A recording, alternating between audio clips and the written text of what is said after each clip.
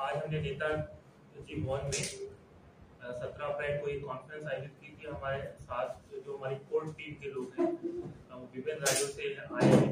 पंजाब से भी हमारे साथी आए हैं, बिहार से भी आए हैं और हरियाणा से भी आए हैं और उत्तर प्रदेश से भी हैं, कुछ साथी दिल्ली के भी हैं। तो हमारा ये कॉन्फ्रेंस का मेन मोटिव है कि एक तो हमारा ये है कि हमारा जो थीम है कि क्या हमारे जो प्रोफेशन है डेंटिस्ट्री में क्या चैलेंजेस हैं और उसका क्या सोल्यूशन है। अगर प्रॉब्लम है तो सोल्यूशन भी हमको सरकार को बताना पड़ेगा।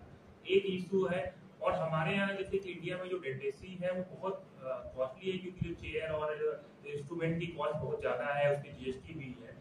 तो इसलिए तो हमने आज एक लेक्चर रखा था अफोर्डेबल डेंटिस्ट्री पे। इसके लिए हमने डॉक्टर प्रांजल मित्रा जी को बुलाया था, जो डेंटा मित्रा कंपनी के से बिलोंग करते हैं, और तो उन्होंने बताया विस्तार से। उसके साथ जो हमारे समाज में डॉक्टर माधव ने क्वैकरी के बारे में बताया, डॉक्टर राकेश कुमार ने भी अपने विचार रखे, और जो हमारे रियल जो पंजाब में जो इश्यूज है डेंटिस्ट्री के, जो क्वैकरी है, जो अनएम्प्लॉयमेंट है, उसके बारे में भी डॉक्टर अक्षय सुंदर जी ने बात रखी। और जो हम लोग का मेन उद्देश्य आज का ये है कि जो हमारा जो समुदाय है, कोई भी समुदाय की आवाज तभी सुनी जाती है इस देश में जब उसमें लीडर और वो अपने हक की लड़ाई लड़े। और जो हम लोग का जो मेन है, खाली ये हमारा बात नहीं है कि हाँ हमको एम्प्लॉयमेंट चाहिए। इसके साथ अगर हमारे देश में सरकार ये कर रही है कि 80 करोड़ ऐसे लोग हैं जो 2 रुपए किलो राशन भी नहीं खरीद सकते, सरकार वो दे रही है, तो ऐसे 80 करोड़ लोगों की जो मुंह की बीमारियां हैं, उसमें प्राथमिक स्तर पर हर साल 5 लाख नए ओरल कैंसर के केस रिपोर्ट हो रहे हैं, उनकी डायग्नोसिस नहीं हो पा रही है। अगर हम डेंटल सर्जन प्राइमरी लेवल पे रख दें तो हम लोग उसके साथ ही समाज की भी लड़ाई है। जो 80 करोड़ लोग हैं जिनके पास खाने का पैसा नहीं है, उनकी मुंह की बीमारियों का इलाज कैसे होगा, ये सब हमारा कॉन्फ्रेंस में हम लोग ने डिस्कस किया। और हम लोग इस कॉन्फ्रेंस के बाद एक बहुत नेशनल लेवल पे यूपी से ही स्टार्ट करेंगे, बलिया से और ये गाजियाबाद से, एक एंटी क्वैक मूवमेंट। कि लोगों को पता नहीं है, जब आप एक क्वैक के पास जाते हैं, कोरोना काल में मुंह से सबसे ज्यादा फैलता है, आप बिना ग्लव्स पहने, मास्क पहने मुंह में हाथ डालेंगे तो कोरोना तो फैलेगा ही। उसके साथ आपको टाइफाइड हो, टीबी हो जाता है, आपको हेपेटाइटिस सी भी हो जाता है, एचआईवी का भी इंफेक्शन है।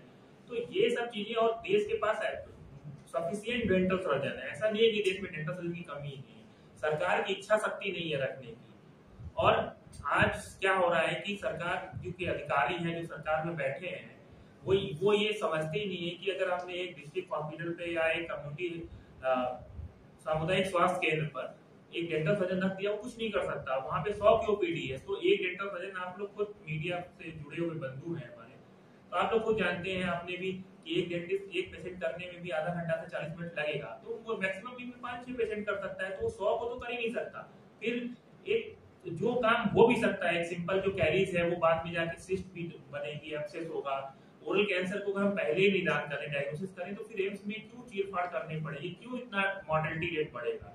तो हमारा मतलब है कि समाज का भी भला हो, हमारा भी भला हो। आज आयुष्मान भारत में आप कह रहे हैं, जो सरकार घूम रचती है कि हम 5 लाख का इलाज कर रहे हैं, मगर आप बताइए जो मुंह की बीमारियां हैं, 80% रूरल एरिया में लोगों को पेरियोडोंटाइटिस है, कैरीज है, उन लोगों को उनका उसमें आपने इंक्लूड नहीं किया है। हम तो कहते हैं जो रमन सिंह का मॉडल था छत्तीसगढ़ में, उसके बिहार में आयुष्मान भारत में भी यूज होना चाहिए। और आप और भद्दा मजाक कर रहे हैं, जैसे आपने नॉर्थ में शिक्षा मित्र 12 शिक्षा को ला के पूरे शिक्षा को खत्म किया, वैसे ही आप गांव में डिस्क्रिमिनेट कर रहे हैं लोगों के साथ। आप नर्सिंग के 6 महीने में आप कम्युनिटी हेल्थ ऑफिसर बना दे रहे हैं। यहाँ डॉक्टर सरप्लस है, डॉक्टर मारे फिर रहे हैं, कोई छोटे मोटे काम कर रहे हैं, डेंटिस्ट्री छोड़ के, अपना डॉक्टरी प्रोफेशन छोड़ के। आप डॉक्टरों की रखने की जगह उन लोगों को 6 महीने की ट्रेनिंग देके 25 का उनको क्या बना दे रहे हैं। तो ये कितना भेदभाव है कि अगर दिल्ली में आपको एमडीएमएस मिलेगा और वहां पे आपको एमबीबीएस क्या है, कोई भी मेडिकल ग्रेजुएट नहीं मिल रहा है, नर्सिंग वाले से आप इलाज करा रहे हैं। तो क्या ये जो पॉलिसी बनाए हैं हमारे मोदी जी है और जो हमारे स्वास्थ्य मंत्री पूर्व वाली है, क्या ये अपने घर वालों का इलाज क्यों नहीं करवाते हैं? इनको भी एम्स और विदेश में क्यों इलाज करते? सबसे पहले तो इनको आईना, जब ये कोई पॉलिसी बना रहे हैं तो सबसे पहले जो हेल्थ और वेलनेस सेंटर इन्होंने खोले हैं, करीब 1 लाख जो पैसा खर्च हुआ है, और तो उनमें जो जिनको नौकरी मिली है सीएचओ को, तो प्रधानमंत्री जी को उससे बहुत लोग होगा, अवेयरनेस फैलेगी। अगर आज चाहें तो देखिए, कोई भी जो भी समुदाय है, आज इतनी डेंटल सर्जन में हमने प्रोटेस्ट भी किया, दिसंबर किया, सरकार ने हम लोग से बात नहीं की। तो तो सरकार क्या चाहती है किसान जैसा कि हम लोग भी बैठे हैं 1 साल तक। भाई सरकार को जब वो डॉक्टरों की बात नहीं सुन रही है तो क्या आपको लग रहा है वो गरीब अनपढ़ गंवार बीए बीएससी लोगों की बात नहीं सुनेगी? उसका पता नहीं कौन सा रवैया है। तो हम ये कह रहे हैं कि सरकार को इन सब बातों पे ध्यान देना चाहिए। आप 5 राज्यों में इलेक्शन हुए, कोरोना काल में ऐसा कोई इंसान नहीं होगा जिसके घर के लोग बीमार नहीं पड़े होंगे, जिनको हॉस्पिटल की जरूरत नहीं पड़े। लोग कहते थे सरकारी बहुत ये होते हैं, मगर आखिर में सरकारी हॉस्पिटल नहीं लोग की जान बचाई है, प्राइवेट में तो लोग लुट गए हैं और 2000 से ज्यादा डॉक्टरों की डेथ हुई। सर इस दिशा में आपके ऑर्गेनाइजेशन कैसे और क्या काम करेंगे? देखिए हमारा ऑर्गेनाइजेशन जो डेंटल सर्जन है उनके वेलफेयर के लिए काम करता है। उसके साथ साथ हम लोग पूरे देश में कैंप भी लगाते हैं, लोगों को एफोर्डेबल मनी कम रेट में ट्रीटमेंट भी उनका कराते हैं, ओरल कैंसर स्क्रीनिंग प्रोग्राम भी चलाते हैं। क्योंकि अगर आप ये देखिए पंजाब से लेके उत्तर प्रदेश में इतनी ज्यादा हर साल 5 लाख नए ओरल कैंसर केस रिपोर्ट हो रहे हैं। अगर हम प्राइमरी लेवल पे ही उनको पहचान कर लें तो वो फिर उसको सर्जरी की जरूरत नहीं पड़ेगी, एम्स भागना नहीं पड़ेगा, उसको सब प्रॉब्लम नहीं होगी और उसकी लाइफ भी ज्यादा दिन सर्वाइवल रेट भी ज्यादा रहेगा। डॉक्टर साहब जैसा कि देखा जाए आपने जो ये मूवमेंट चालू किया है, आमतौर पर ये देखा जाता है तमाम डॉक्टरों को प्राथमिकता दी जाती है, लेकिन एक डेंटल डॉक्टर को प्राथमिकता नहीं दी जाती है, उस पर आपका क्या मानना है? देखिए उसके लिए कोई भी उसके लिए कौन जिम्मेदार है? सरकार तो उसके साथ हमारे फील्ड के लोग भी जिम्मेदार हैं जो सरकार को मिसगाइड करते हैं, वो बताते ही नहीं है कि प्रॉब्लम कहाँ है। आपको मैं एग्जांपल देता हूँ, देश में 300 प्लस कॉलेज है, 270 प्राइवेट कॉलेज है। तो जो हमारे हम लोग मठाधीश बोलते हैं वो ये नहीं चाहते हैं कि जो हमारी यंग जनरेशन है उसको अच्छे रोजगार के अवसर मिले। हम ये नहीं कहते कि सबको गवर्नमेंट जॉब, मगर रोजगार के अवसर होना चाहिए। मगर वो चाहते क्या है कि उनकी क्लिनिक में आप 8 या 10 हजार में काम कीजिए।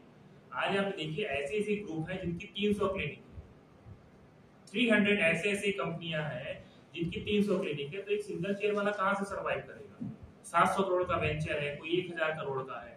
तो और अगर सबको सैलरी मिले, मैं कह रहा हूँ 40,000 50,000 की भी जॉब, तो जो 270 प्राइवेट कॉलेज है आपके एनसीआर में देख लीजिए, पूरे एनसीआर में कॉलेज है, तो वहां पे मजदूरी कौन करेगा? तो ये पूरा एक सिंडिकेट है इंडिया में जो मेडिकल प्रोफेशन सिंडिकेट चलाता है।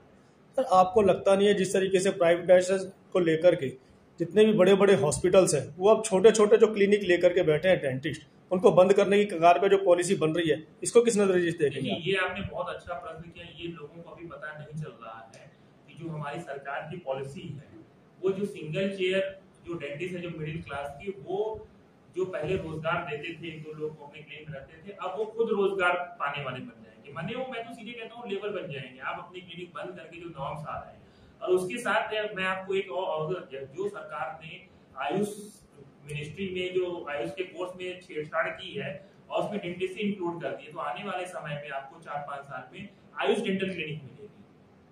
तो जो 5 साल बाद डेंटल सर्जन के लिए कितना टफ हो जाएगा। एक तरफ आयुष बैठा होगा जिसके लिए सरकार ने उनके कोर्स में चेंज कर दिया है, दूसरी तरफ झोला छाप है जिसके लिए कोई रोक नहीं है, और तीसरी तरफ डेंटल सर्जन है जो मिडिल क्लास का है, जो जिसके पास ज्यादा पैसा नहीं है, वो क्लिनिक चला ही नहीं पाएगा। इतने कड़े नॉर्म्स आ रहे हैं रजिस्ट्रेशन के। झोला छाप डॉक्टरों के पास डिग्री तो नहीं होती, लेकिन इलाज के उपचार बहुत सारे होते हैं जिनके कायदे और कानून आप लोगों से सस्ते पाए जाते हैं, इसलिए जनता उनकी ओर आकर्षित होती है। उस पर आप क्या कहना है? देखिए आप ये बताइए कि कभी आपने सुना कि किसी झोला छाप ने किसी का हार्ट खोल के ऑपरेशन कर दिया?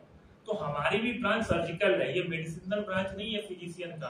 अगर आपका दांत खराब हो रहा है, आपको कैरीज है, आरसीटी करानी है, आप सस्ते के लिए तो करा तो लेंगे, मगर जो कॉम्प्लिकेशन क्रिएट हो गया, आपको अगर हेपेटाइटिस हो गया तो कौन जिम्मेदार होगा आपकी लाइफ की?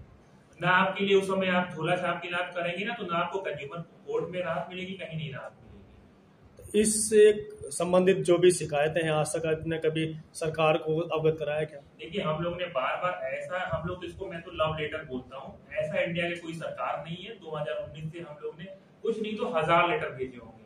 ऐसा कोई स्टेट का सीएम नहीं है, पीएम नहीं है, हेल्थ मिनिस्ट्री नहीं है, दिल्ली से लेके हर जगह हमने एग्री के लिए हम लोग ने कोरोना काल में भी फर्स्ट वेव में सरकार को आगाह किया था। अगर आप मास्क ये कह रहे हैं, मास्क का रूल था, मगर झोला छाप ने कौन सा मास्क पहन के इलाज किया? तो कोरोना तो फैला ही पंजाब में। आप डेथ रेट कैलकुलेट कीजिए, सबसे ज्यादा ग्रामीण एरिया में हुई, क्योंकि सबसे ज्यादा इंडिया में क्वाइट पंजाब में है। तो उनको पता नहीं है कि एंटीबायोटिक का क्या रोल है, आप स्टेरॉइड चला देंगे, वायरल इन्फेक्शन होगा तो डेथ तो आपकी होगी। अब आप सरकार से क्या उम्मीद करते हैं? देखिए, हम लोगों ने सरकार को अभी हम अल्टीमेटम दिया था कि हमारी जो है मांग है कि जो हमारी काउंसिल है DCIS को डिसॉल्व करने की, जो इतनी ज्यादा सीटें बढ़ गई हैं डेंटल में, लोग करना नहीं चाह रहे। किसी अभी आप काउंसलिंग का डाटा उठाइए 2021-22 का, किसी कॉलेज में 10 एडमिशन हुए, किसी 20 में लोगों का रुझान नहीं है। तो सब सीटें कम करना चाहिए और आयुष्मान भारत में इंक्लूड करें, जिससे लोगों को रोजगार भी मिले और लोगों को इलाज भी मिले 80 करोड़ लोगों को। आपने अपने सभी डॉक्टरों के नाते एक मांग जो सरकार से रखी थी, उस पर आपको कोई अभी तक ठोस आश्वासन मिला है क्या? ये इस देश का यही तो सबसे बड़ा दुर्भाग्य है कि हम लोगों ने 16 दिसंबर को प्रोटेस्ट किया था और हमने डेपुटेशन भी दिया, अपना मेमोरेंडम भी दिया, मगर आज तक तो सरकार ने कुछ हम लोग को नहीं किया। तो अब हम लोग नेक्स्ट पार्लियामेंट सेशन में एक पूरे बहुत बड़ा प्रोटेस्ट करेंगे। अब सरकार, हम लोग लोकतंत्र में क्या कर सकते हैं? हम लोग उनको लेटर लिख सकते हैं, प्रोटेस्ट कर सकते हैं और कोर्ट जा सकते हैं।